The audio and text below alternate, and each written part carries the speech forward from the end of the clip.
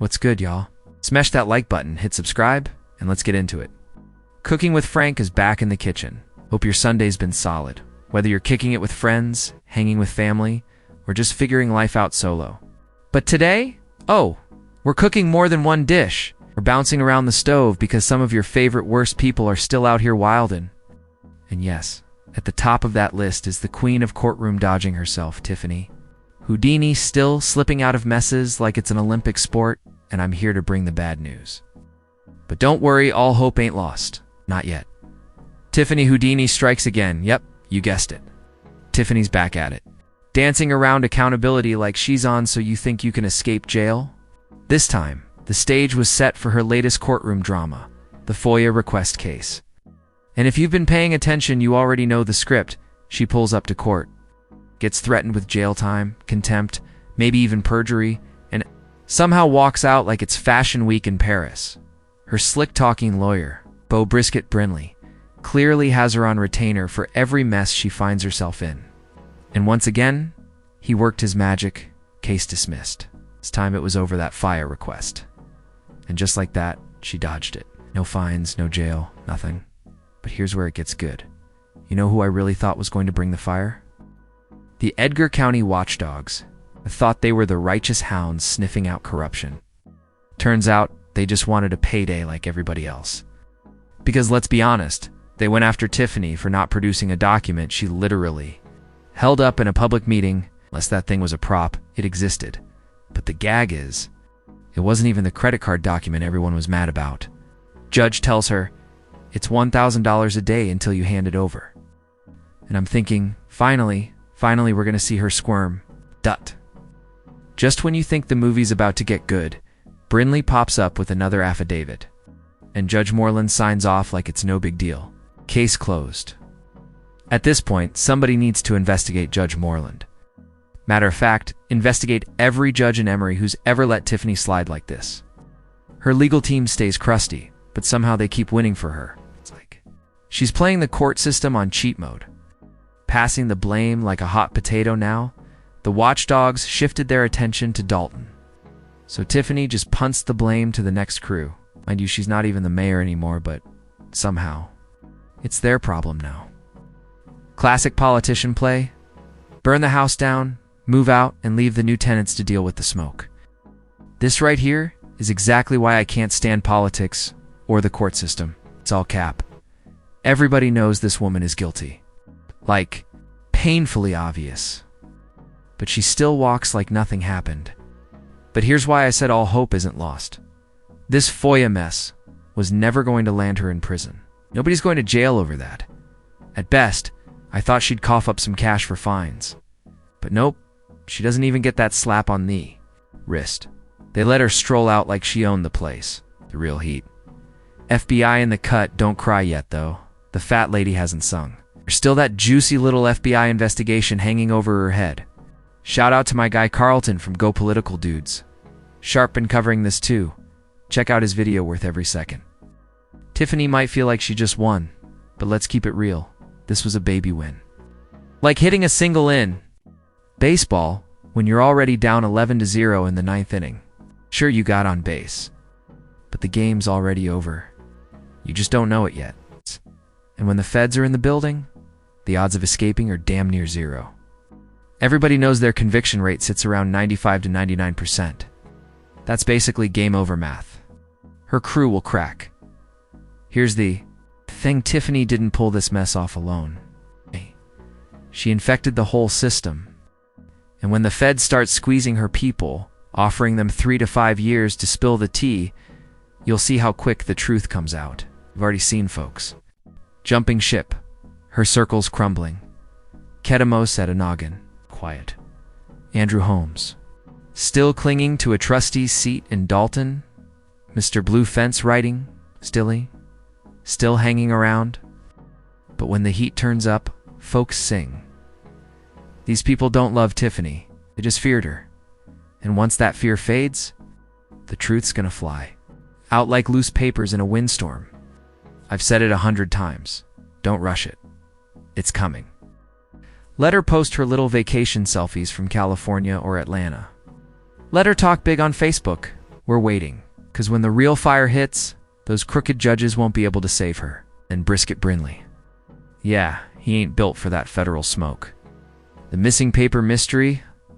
Let's be real. We all know what happened to that missing FOIA document.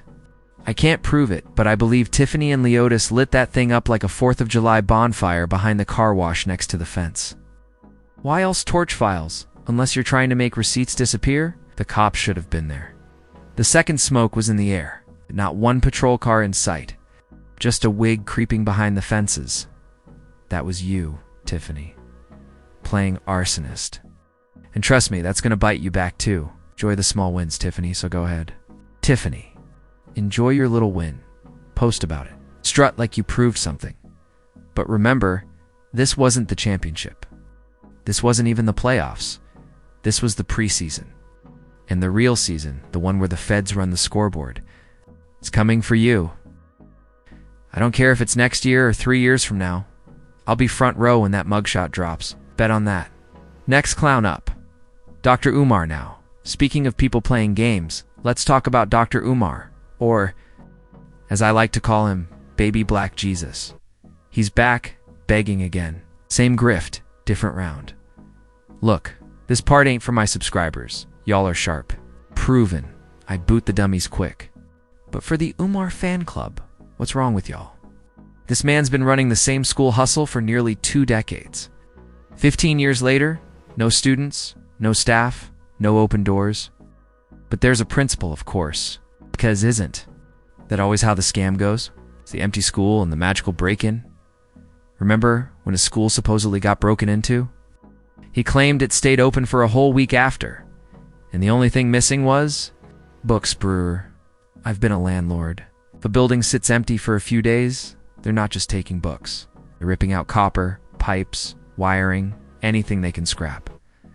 The fact that the thieves only took books tells me the truth. There was nothing in there to steal in the first place. That building was already empty. And that break-in was just his next excuse to delay opening. The frozen bank account sob story now, he's claiming his bank account got hacked and frozen. Nah, bro. That someone was called the bank. Same way Cash App booted you. Same way Zelle shut you down. These payment platforms are done with you because they know exactly what game you're running. And here you are again, on cue, begging for money. Peace and Pan-Africanism. Again, let's check in. He's online, starting every video with peace and Pan-Africanism like it's a ringtone. Over and over. This is your big brother, Dr. Umar, Intercontinental Prince Prophet, coming live from Philly. And then here comes the 5-minute monologue. And guess what it boils down to? Another donation request. Always. Umar's like Tiffany in a way, just on a smaller stage. Running the same plays, ducking the same accountability, leaning on the same loyal fan base to keep the lights on. The only difference? Umar's just hustling hope. Tiffany's hustling power. And me, I'm just here to make sure y'all don't fall for either one. If you want, I can also break this into time-stamped YouTube-ready sections so it reads like a full episode script you could record straight through. That would keep the energy, but make it ready to drop. Do you want me to? Do that next. Somebody texts Umar asking for money, so he logs in to help. But surprise, he can't even access his own account. The bank says they have no record of it. The same bank he's been with since he was a teenager. Then the plot twist. Not only is his personal account frozen, but the Frederick Douglass Marcus Garvey Academy account is locked too. And not just locked under investigation. But wait, don't worry. It's not because of his shady behavior. No. According to him, it's because someone tried to gain access. Bro, stop. That someone is probably the bank itself. Shutting you down like they always do. Let's be real. No random hackers freezing your accounts. That's Cash App, Zelle, PayPal, and every payment processor in America hitting the brakes on your hustle. This isn't new. This is what happens when you're a full-time culture pimp. You sit in your car, sweating in your African headband like it's a crown of righteousness. It's talking all that black power, but you've got 5 baby mamas and no receipts. You don't live what you preach, you hustle it. Same guy who clowned. Bronny James for taking a white girl to prom. Yet he's out here with 3 or 4 baby mamas, still jobless. So what's worse, a teenager's prom date or a grown man with multiple kids he doesn't support, scamming strangers for a living? And don't let him hypnotize you with all that Pan-African intergalactic psychology degree nonsense either. Most people with real PhDs actually work. Umar refuses to clock in. Why? Probably to dodge child support. Let's be honest. Dr. Umar is a walking joke. He's basically Tiffany Haddish's long-lost twin, running his mouth for 15 years with nothing to show for it.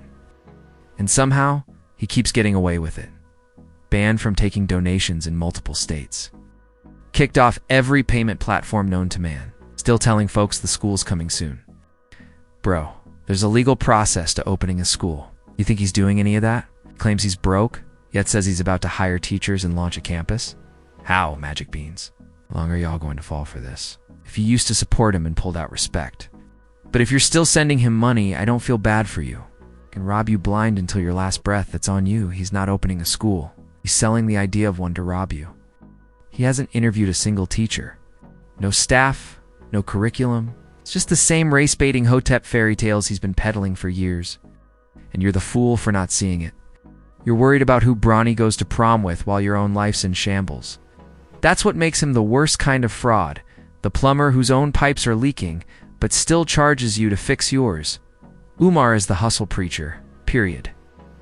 Honestly, I hope the right authorities shut this circus down because the grift isn't just embarrassing, it's dangerous. Until then, he'll keep chanting peace and Pan-Africanism from the backseat of his car with his forehead sweaty and his lies on loop, and anyone still buying it? At this point, you're volunteering to be stupid. We'll keep cashing in on that until the scam finally collapses. Get a real job. You claim to have all these qualifications, yet refuse to work in your field. A field that could actually pay you well. Instead, you run around spewing psychology jargon, assuming you even have the degree to manipulate people, pretending to be some kind of black leader. You're not a leader, you're a leech. Now, moving on. Let's talk about Clarissa Shields, or as I call her, classless Clarissa. Apparently, she's targeting Layla Ali for no real reason. Yes, Clarissa won her fight last night, bringing her record to 17-0 with 3 knockouts. But let's be honest, modern athletes like her are often way too full of themselves without doing anything truly remarkable. Sure, Clarissa can fight. She's definitely one of the top female boxers out there right now, but the ego, out of control. Instead of just celebrating her victory, she's out here taking shots at a retired legend whose legacy she hasn't even touched. It's like a sprinter winning the local track meet and then calling out Usain Bolt. What's the point, La? Ali already did her thing, made her mark, and walked away with her dignity intact. Meanwhile, Clarissa's busy stirring up drama for clicks. That's not greatness, that's insecurity dressed up as confidence. And here's the sad truth. In both cases, whether it's Umar or Clarissa, it's all performance. Noise. No real legacy in sight. Umar sells lies. Clarissa sells beef. And the audience? Too often ready to buy now? Let's be real. Clarissa Shields might be undefeated. But women's boxing today isn't exactly stacked with elite competition. It's like the WNBA of boxing. Put on a halfway decent performance, and suddenly you're called a legend. I respect Layla Ali. Back in her day, she was knocking women out left and right. If you had a part-time job and had to fight her, you'd return to work with a concussion. Sure, Layla fought some weak opponents too, but I doubt they were as bad as the ones Clarissa faces. The truth. Most of Clarissa's opponents are bartenders, real estate agents, or firefighters, not world-class pros. Yet somehow, she's the GOAT. No, she's the GLAT, greatest leech of all time. One thing that bugs me, Clarissa fights at 168 pounds. She's 5'7". That's not obese, but for a female boxer, it's heavy. Being that size doesn't mean she's out of shape, but she's not in elite condition either. Look at Alicia Baumgardner or Amanda Serrano. Smaller, ripped, disciplined year-round. Even Layla Ali at 5'10" stayed fight-ready. Clarissa. She's in Flint, eating Coney Island and rib tips, then cutting 10 pounds last minute.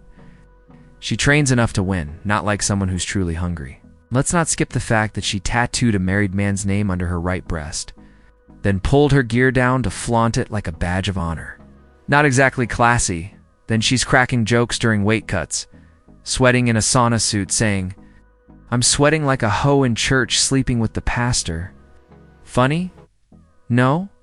Especially when she's literally the one with a married man's name tattooed on her. Self-awareness, 0. Now she's calling out Layla Ali, who's 50 years old, saying, "We got $15 million for you." No, you don't. Even if you did, she wants $25 million for herself, meaning $40 million total. Who's paying that? And what would it prove? Win or lose, it changes nothing. Layla Ali is everything Clarissa isn't: classy, disciplined, talented, and elegant. She didn't need to tattoo a rapper's name across her chest for clout. She has a husband, a family, and dignity. Clarissa's just loud. Anyway, that's today's Sunday cook-up. Might make this a regular thing. Catch that like button hit. Subscribe, and remember to protect the sheep. You've got to catch the wolf. And it takes a wolf to catch a wolf. Wolf.